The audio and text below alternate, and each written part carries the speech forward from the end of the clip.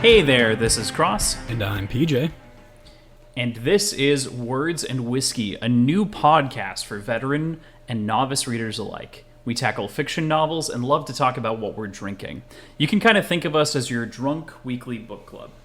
Now, my dear friends, I am a very laser-focused, always on target, always on top of things, never deviating kind of person. Lies. I can't say the same for my co-host, so I am going to drag you along with me as I try to decipher his incoherent ramblings and barely piece together sentences that he presents. And it's going to be a terrible time, but it's going to be a lot of fun. I'm fucking lying. I am not organized at all. And it'll show. Krossland puts together all the show notes. I wrote that intro for myself. He just writes PJ filler most of the time. I don't say any. I think of it as I'm saying it. I actually wrote this, but I wrote it like 3 minutes ago, and I think it came out pretty good. What do you think, Krossland? No, I mean it went well. All things considered, that was generally speaking, procrastinator when it comes to the podcast work instead of the reading. You know, you're never not done at the very least when we've been recording these. Yeah. That's true, but it's writing out questions or highlighting things in my book and genuinely thinking of things to say on the podcast. That's not me, man. I'll try to get better at it. I'd like to get better at it. Things go better when I do it.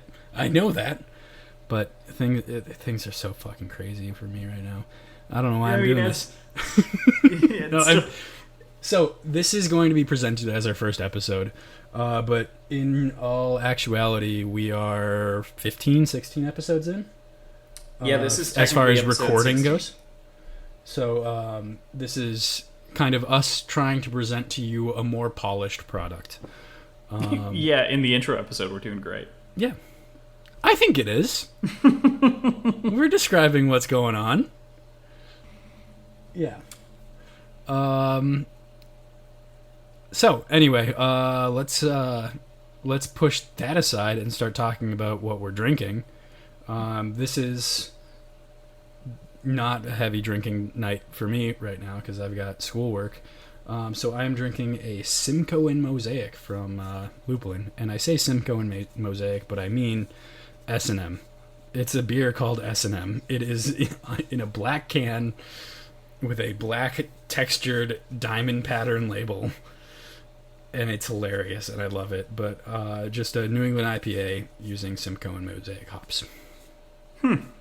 Sounds tasty. So, I mean, you kind of skipped it, but, you know, in general, the normal format is we'll talk about books, and then we'll talk about what we're drinking. But I guess fine, we'll start with talking about what we're drinking this time.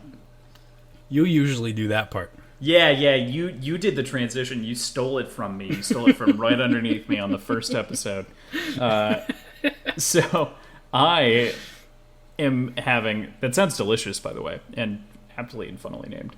I am having a Noda Brewing Company, which is from Charlotte, North Carolina, Juicy Hazy India Pale Ale. And for the record, it's, you know, it's delicious. It's a delicious beer. It actually tastes closer to a sour. It's so good. All right. But you know, I'm ultimately in North Carolina, and PJ is located in Minnesota. We're both originally from there. And tell everyone a little bit about your background as a reader, PJ. What background?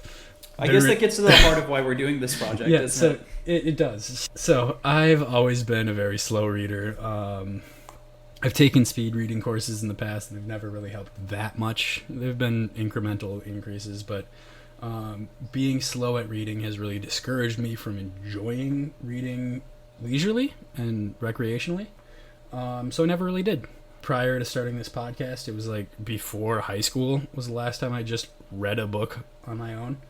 And I wanted to change that. I knew Krossland read all the time, so he and I kind of came up with this idea of kind of forcing me to by broadcasting it to the world.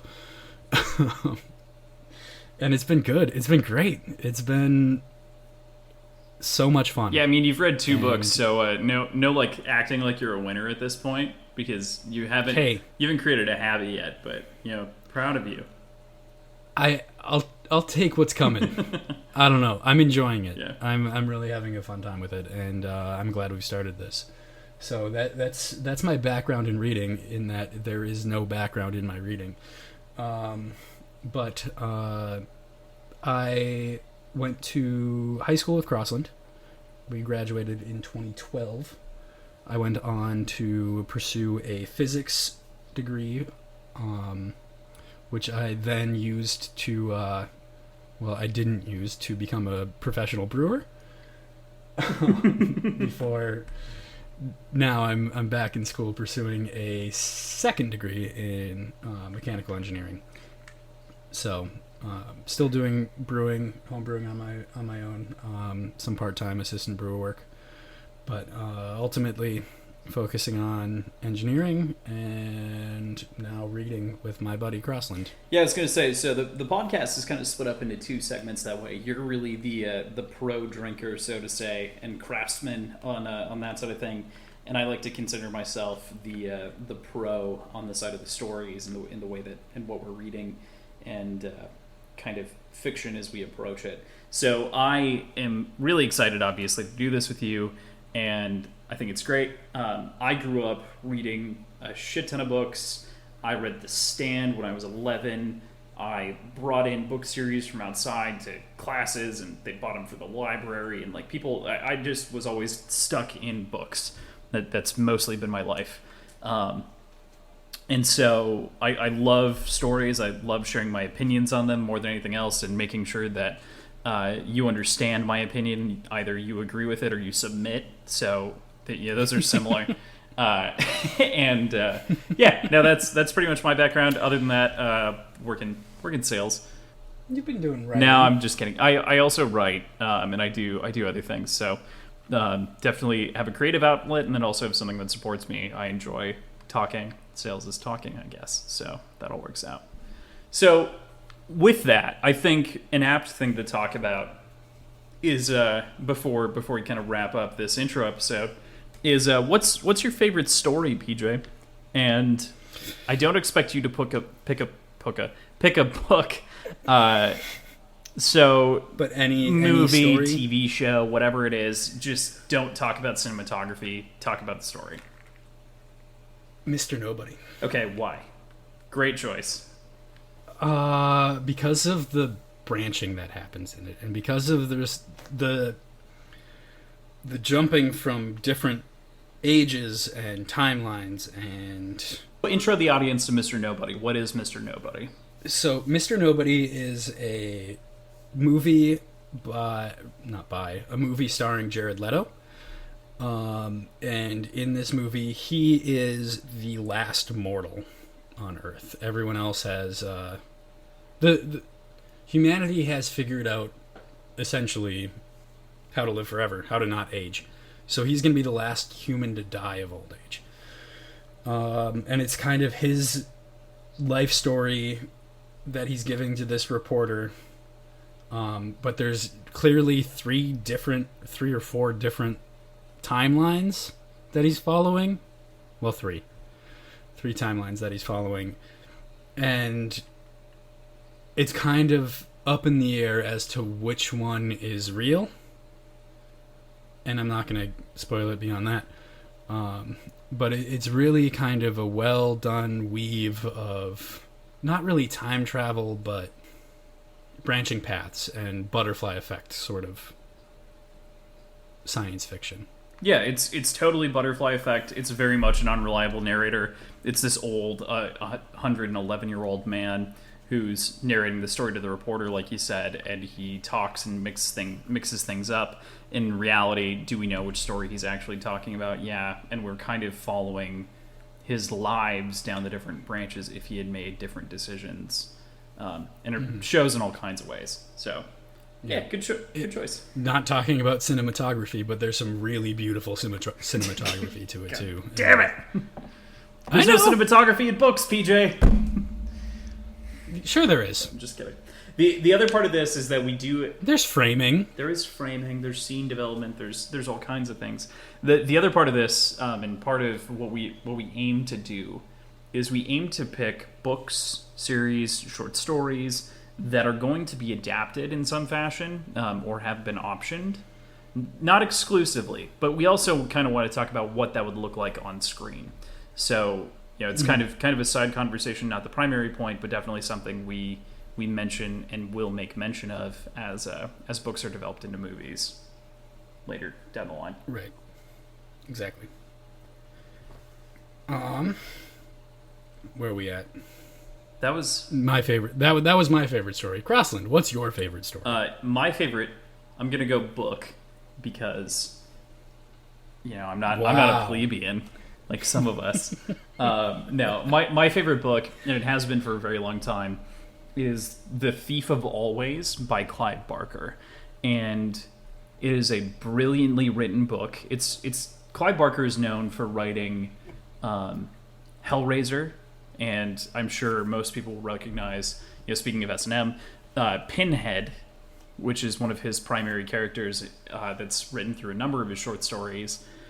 And so very generally like adult themes, magic where, he shits, some guy shits and then comes in it and creates a spell out of it. Like very much like insane, dark, satanic themes, generally speaking, throughout, or, satanic mysticism throughout a lot of his works.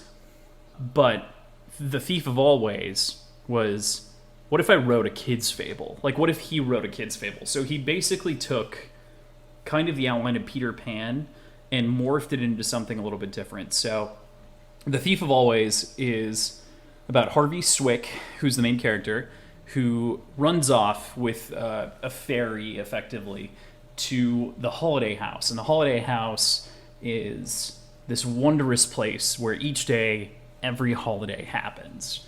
In the morning, I forget what's in the morning. Thanksgiving is over lunchtime. At night is Christmas. And each day, the cycle repeats. And it's just fantastic for the kid until he realizes that with each of these days, it seems like it's kind of the same thing, and it's dull, and he's not allowed to leave, and the other kids start disappearing. So that's where I'll kind of leave it.